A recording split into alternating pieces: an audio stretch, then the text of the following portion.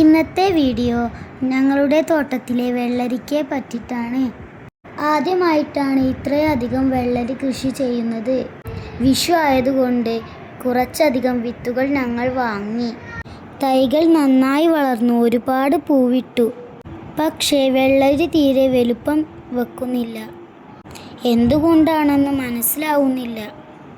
ഞങ്ങൾ കൊടുത്ത വളത്തിൻ്റെ പിഴവ് കൊണ്ടോ മണ്ണിൻ്റെ കുഴപ്പം കൊണ്ടോ ആണെന്ന് വിചാരിച്ചു.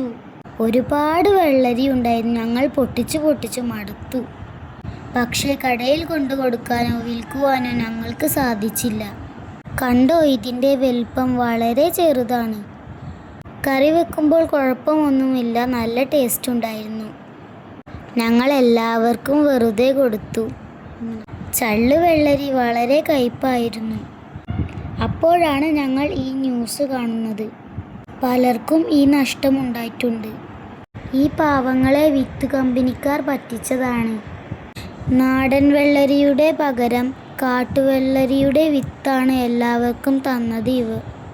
വിഷുവിന് വേണ്ടി ഒരുപാട് കഷ്ടപ്പാടുകളും ഒരുപാട് പ്രതീക്ഷകളുമാണ് ഈ വിത്ത് കമ്പനിക്കാർ പറ്റിച്ചത്. ഞങ്ങൾക്കിത് കുഴപ്പമൊന്നുമില്ല. അധികം പണച്ചിലവൊന്നും ഞങ്ങൾക്കുണ്ടായിട്ടില്ല.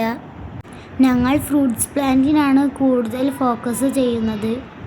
ഇതൊക്കെ ഒരു ഇടവേളയായി ചെയ്തതാണ്.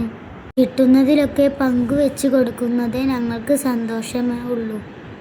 ഒരു എൻ്റർടൈൻമെൻറ്റുമാണ്. വിത്തുകളും തൈകളും എടുക്കുമ്പോൾ എല്ലാവരും സൂക്ഷിക്കുക. നല്ല ഇനം നോക്കി തിരഞ്ഞെടുക്കുക.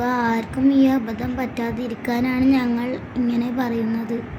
എല്ലാവരും ചെറിയൊരു അടുക്കളത്തോട്ടം ഉള്ള സ്ഥലത്ത് വെച്ച് ചെയ്യൂ. വിഷമില്ലാത്ത ഫ്രൂട്ട്സും പച്ചക്കറികളും കഴിക്കുക. ആരോഗ്യം